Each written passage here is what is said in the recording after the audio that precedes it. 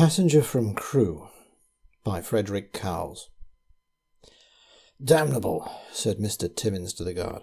"I repeat that it is damnable to run a train from Crewe to Manchester without a restaurant car." "But, sir," explained the guard, "it's Sunday. Very few trains have restaurant cars attached on Sundays." Mr. Timmins snorted loudly, settled down in a corner of the carriage, and ensconced himself behind his newspaper. The train steamed slowly out of the station, and he caught a glimpse of the lights of Crewe shining through the damp mist of a December night. The newspaper, like most Sunday newspapers, was sensational. The wife of a murderer who had been executed during the previous week was telling the public what a charming man her husband really was. An actress who'd been 3 times divorced was making a passionate plea for the return to the old ideals of family life. And there was an article by some quack about thought forms, something to do with spiritualism or ghosts. Mr. Timmins snorted again and cast the paper aside. It was then that he noticed his fellow passenger. Strange that he hadn't seen the man get in. Must have got settled while he was talking to the guard. He stared rudely at the stranger, but the man appeared to be asleep. He was middle-aged, bearded, and fairly well dressed. Yet he did not look to be the sort of person who should be travelling first class. Mr. Timmins resented his presence, but resigned himself to making the best of the situation. Perhaps his fellow passenger would awaken before long, and they could have a chat. Another quarter of an hour passed before the stranger stirred, and then he opened his eyes and looked straight into Mr. Timmins' own, and Mr. Timmins received a shock.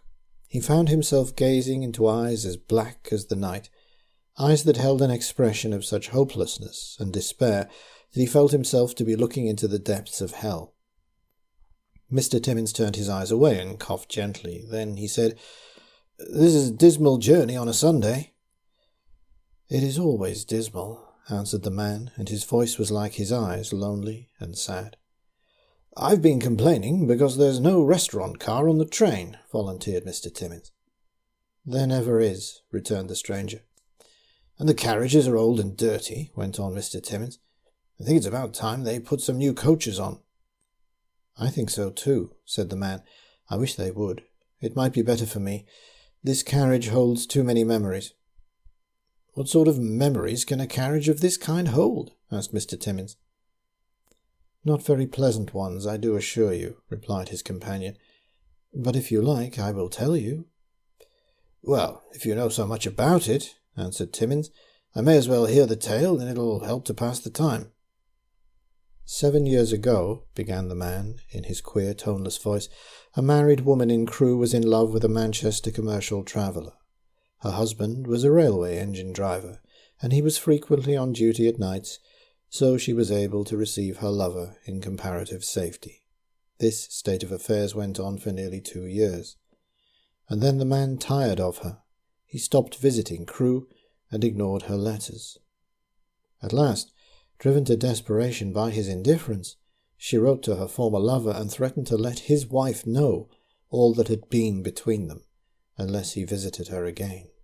The man was weak. His affair with her had been nothing but weakness and physical attraction, for at heart he was still in love with his own wife. He wanted to save her from any pain the story of his relations with the Crewe woman might cause, and so he went to Crewe. But the woman wasn't satisfied with just seeing him. She vowed that she'd told her husband everything, and that her lover must take her away. She promised that, unless he did so, he would be cited as co-respondent in divorce proceedings, and that the only way to avoid publicity was to run away with her. The poor, weak man was caught. He hadn't sufficient character to face the matter out and tell his wife of his indiscretion. So the woman from Crewe and the man from Manchester went away together. For 6 months they lived in London, and the man soon discovered her true nature. She let him know the real meaning of hell upon earth. At last, all their money was gone, and then she began to talk about returning to her husband. "He will have me back, I'm sure," she said. "I shall tell him that I've been in the south suffering loss of memory. You poor fish, can easily think of some tale to tell your wife." So they went back to Crewe.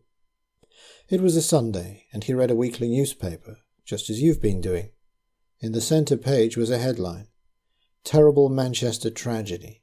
Deserted wife murders her children and commits suicide." It was his own wife, who, driven mad by his heartless desertion, had killed their 2 children and taken her own life. The man kept the information to himself. But all the way to Crewe he was plotting revenge upon the woman who'd brought so much unhappiness into his life.